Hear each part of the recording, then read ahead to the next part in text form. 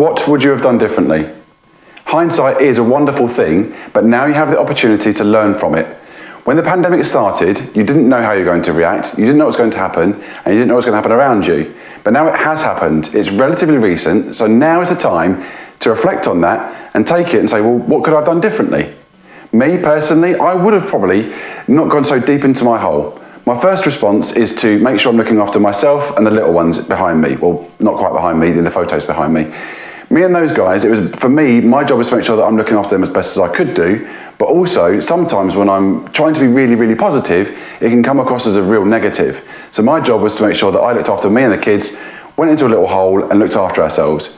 In hindsight, I wish I hadn't gone so deep into my hole for quite so long, because there were a lot more people that I could have helped without impacting me and the kids. So, what would you have done differently?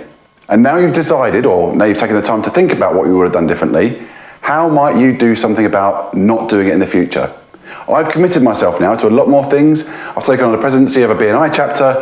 I'm doing a lot more on social media, these videos that I'm sending out. I'm committing to doing more and more to make sure that I can help as many people as I can do. But what are you going to do now to make sure you learn from the hindsight? Hopefully you enjoyed this video. A few more to come, and I'll see you on the next one.